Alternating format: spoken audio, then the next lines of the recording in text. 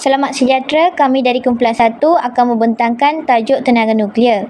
Kami terdiri daripada 6 orang ahli kumpulan iaitu Lokman, Arish, Sri Vishalini, Nur Atira, Nur Zakaria dan saya sendiri Gunasundari.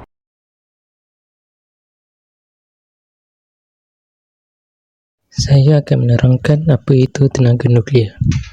Apakah yang dimaksudkan dengan tenaga nuklear? Secara ringkasnya, tenaga nuklear merujuk kepada tenaga yang dibebaskan semasa reaksi nuklear, sama ada melalui pembelahan nuklear ataupun penyatuan nuklear. Ini merupakan sumber tenaga rendah karbon, tetapi mempunyai kebimbangan berkaitan keselamatan pengurusan sisa radiaktif dan potensi penyebaran nuklear. Secara dalam sejarahnya, siapa yang menemukan tenaga nuklear ni? Tenaga nuklear ni tak ditemui oleh seorang individu tunggal. Sebaliknya, penemuan dan pembangunan tenaga nuklear adalah hasil sumbangan pelbagai saintis sepanjang masa. Walau bagaimanapun, penemuan pembelahan nuklear yang merupakan asas bagi tenaga nuklear ini sering dikaitkan dengan saintis Jerman iaitu Otto Hahn dan Fritz Strassmann, dan kemudiannya disahkan oleh Lise Meitner dan Otto Frisch pada tahun 1938. Penemuan ini membuka jalan bagi pembangunan reaktor nuklear dan bom atom. Jadi, apa yang terjadi bila tenaga nuklear ni ditemukan? Terdapat beberapa impak terjadi dengan adanya penemuan tenaga nuklear. Pertama sekali, dari sudut positifnya, dengan tenaga nuklear ia menjadi alternatif dalam penghasilan elektrik yang rendah karbon. Selain itu juga menjadi revolusi dalam perubatan seperti pengimejan X-ray. Terdapat juga impak negatif, iaitu seperti penghasilan senjata nuklear, iaitu seperti bom atom yang mampu memberikan kesan dahsyat. Tidak lupa juga, jana kuasa nuklear juga pernah terjadi kemalangan yang juga mengancam nyawa dan menghasilkan sisa nuklear merebak ke pesisir harta. Nama saya Harish Winirajin. Saya ingin berkongsi tentang bagaimanakah tenaga nuklear dihasilkan. Terdapat 3 cara penghasilan tenaga nuklear, iaitu perubatan radioaktif, pembelahan nuklear dan pelakuran nuklear. Yang pertama ialah perubatan radioaktif, merupakan proses nukleus tidak stabil menjadi kepada nukleus stabil dengan memancarkan sinar radioaktif. Proses ini berlaku secara rawak dan spontan. Zarah-zarah yang terdapat dalam sinaran radioaktif ialah alfa, beta dan gamma. Nukleus tidak stabil akan mengalami perubatan sehingga nukleus yang stabil terbentuk. Yang kedua ialah pembelahan nuklear. Satu neutron bergerak dan menghentam nukleus uranium dan menjadikannya tidak stabil. Pembelahan nuklear ini boleh berterusan dan dinamakan tindak balas berantai berikutan prosesnya yang tidak berhenti dan berantai. Tindak balas berantai yang terkawal di dalam reaktor nuklear boleh digunakan untuk menjana tenaga elektrik. Seterusnya, pelakuran nuklear. Pelakuran nuklear ini akan berlaku apabila dua nukleus yang ringan bercantum untuk membentuk satu nukleus yang lebih berat. Melibatkan elemen deuterium dan tritium bagi menghasilkan nukleus helium yang lebih berat lalu menghasilkan tenaga dan satu neutron. Matahari merupakan salah satu contoh kawasan pelakuran nuklear berlaku. Selamat sejahtera, nama saya Gunasundari. Saya akan bentangkan bahagian kelebihan dan kelemahan tenaga nuklear.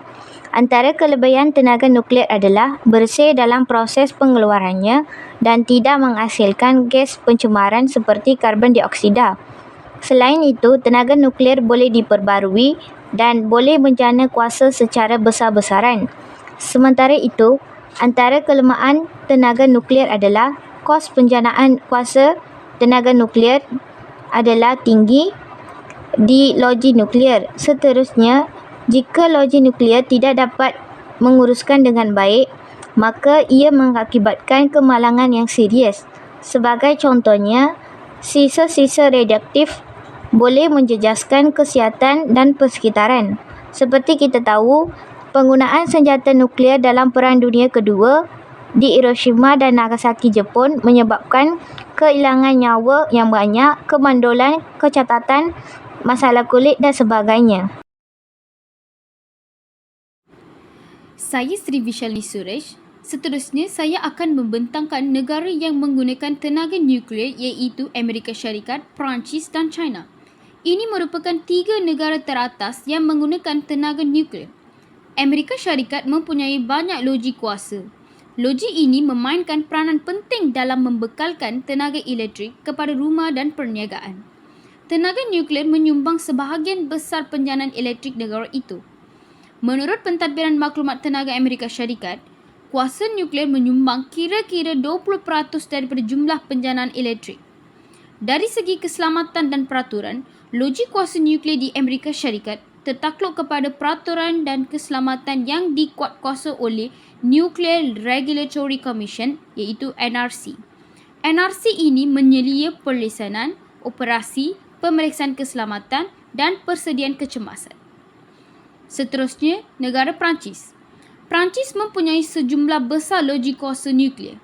Loji ini dikendalikan oleh Électricité de France iaitu EDF. Ia merupakan sebuah syarikat utiliti milik kerajaan. Kuasa nuklear memainkan peranan penting dalam campuran penjanaan elektrik Perancis. Ia menyumbang peratusan besar daripada jumlah pengeluaran elektrik negara itu, biasanya sekitar 70 hingga 75%. Dari segi keselamatan dan peraturan, Autorité de Sûreté Nucléaire ASN iaitu merupakan pihak berkuasa yang menjalankan kawalan selia nuklear di Perancis. Next, negara China. China telah membangunkan infrastruktur tenaga nuklearnya dengan banyak reaktor nuklear yang sedang beroperasi dalam pembinaan. Negara ini mempunyai reaktor iaitu air bertekanan PWR dan reaktor yang lebih maju seperti Huanglong 1. Kuasa nuklear memainkan peranan penting dan berkembang dalam campuran penjanaan elektrik di China. Ia dilihat sebagai komponen utama dalam memenuhi permintaan tenaga negara yang semakin meningkat, di samping itu mengurangkan pergantungan kepada bahan api fosil dan menangani kebimbangan pencemaran udara. Dari segi keselamatan dan peraturan, sektor tenaga nuklear China dikawal oleh National Nuclear Safety Administration (NNSA) yang menyelia piawaian keselamatan, perlesenan dan pemeriksaan. Seterusnya, saya akan menerangkan tentang adakah tenaga nuklear sesuai digunakan di Malaysia. Walaupun tenaga nuklear memberi manfaat kepada kita, namun terdapat juga risiko ketika menggunakannya, antaranya risiko kesihatan. Melalui penggunaan tenaga nuklear, ia boleh merisikokan manusia dan juga persekitaran akibat terdedah kepada sinaran bahan radioaktif secara tabii atau buatan manusia. Penjanaan tenaga nuklear menggunakan uranium yang diperkayakan untuk membolehkan proses pembelahan nukleus di dalam teras reaktor berlaku. Uranium merupakan bahan radioaktif yang mempunyai keaktifan yang tinggi serta mempunyai jangka hayat yang sangat panjang. Uranium juga memancarkan sinaran yang boleh memberi kesan kepada kesihatan sehingga ke peringkat sel dan nukleus manusia. Dedahan daripada sinaran boleh menyebabkan kecederaan sel dan mutasi genetik. Tenaga nuklear juga merisikokan keselamatan dan kawalan disebabkan oleh sifatnya yang berbahaya. Sumber ini boleh menjadi sasaran eksploitasi atau penyalahgunaan oleh pihak yang tidak bertanggungjawab, pihak berkepentingan atau musuh negara. Bagi risiko kemalangan pula, sekiranya berlaku kemalangan yang membebaskan bahan radioaktif ke alam sekitar, ia boleh memberi kesan buruk kepada manusia dan juga persekitaran. Bagi penjanaan elektrik daripada sumber tenaga nuklear, terdapat kekangan utama yang perlu diatasi terlebih dahulu, antaranya kemampuan ekonomi yang mana kos pembinaan stesen janakuasa elektrik nuklear menelan perbelanjaan yang tinggi berbanding stesen janakuasa yang lain. Selain itu, pengendali loji nuklear juga perlu memperuntukkan dana bagi kos pelupusan sisa nuklear yang tidak boleh dilepaskan begitu saja ke persekitaran. Dalam keperluan semua manusia pula, Malaysia perlu menyediakan jumlah tenaga kerja dan tenaga kepakaran yang mencukupi untuk pelaksanaan program tenaga nuklear. Tenaga kerja yang mahir turut diperlukan untuk operasi pembinaan dan penjanaan tenaga nuklear yang cekap, manakala sejumlah pakar diperlukan untuk memantau operasi tersebut supaya sentiasa dalam keadaan yang selamat. Akhir sekali, kumpulan kami berpendapat bahawa penggunaan tenaga nuklear masih belum sesuai dilakukan di Malaysia kerana tidak mempunyai sumber ekonomi yang kukuh serta memiliki sumber manusia yang terhad dalam kepakaran nuklear. Namun, penggunaan tenaga nuklear ini dapat digunakan di Malaysia sekiranya tenaga manusia diberikan latihan yang mencukupi. Melalui latihan serta ekonomi yang stabil, ia dapat mengurangkan kebergantungan kepada tenaga fosil. Akhir sekali ialah pandangan dan keterimaan orang awam terhadap penggunaan tenaga nuklear yang telah dikaji oleh beberapa buah negara.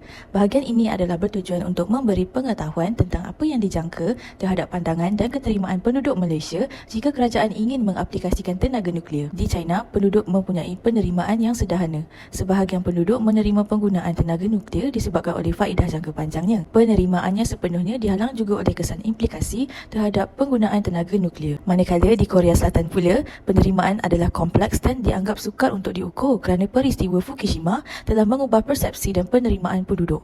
Kerajaan Korea Selatan telah mengambil tindakan untuk mempromosikan kegunaan tenaga nuklear bagi mengubah penerimaan sosial dan mengatasi kebimbangan orang ramai terhadap penggunaan tenaga ini. Di Thailand dan Vietnam, penduduk tidak bersedia untuk menerima penggunaan tenaga nuklear secara sepenuhnya kerana ia dihalang oleh kebimbangan tentang potensi risiko dan konflik risiko. Walaupun penduduk mempunyai tahap kepercayaan yang tinggi terhadap saintis nuklear, namun mereka mempunyai kepercayaan yang rendah mengenai entiti kerajaan dan entiti asing dan antarabangsa disebabkan oleh kekurangan kepakaran dan ketulusan yang dirasakan. Di Indonesia pula, penerimaan dianggap kompleks kerana penentangan oleh orang ramai faktor-faktor seperti tanggapan risiko yang berkaitan dengan teknologi nuklear, kebimbangan tentang keselamatan, kesan alam sekitar dan kekurangan penglibatan orang ramai dalam proses membuat keputusan telah menyumbang kepada tahap penerimaan tenaga nuklear yang rendah. Di Czech Republic, setiap penduduk mempunyai tahap penerimaan yang berbeza-beza kerana mempunyai kebimbangan mengenai alam sekitar, kebimbangan mengenai taraf hidup kerana ia dianggap mahal dan penduduk juga mempunyai kebimbangan terhadap perkara yang baharu seperti penerimaan teknologi baharu. Akhir sekali, di Ghana, 51% daripada responden kajian menyatakan sokongan terhadap rancangan pembangunan tenaga nuklear. Namun, penduduk juga mempunyai tahap kebimbangan yang tinggi terhadap keselamatan teknologi nuklear dan majoriti daripada responden mengambil berat mengenai implikasi sosial dan potensi risiko terhadap penggunaan tenaga nuklear. Itu sahaja daripada kumpulan kami. Sekian, terima kasih.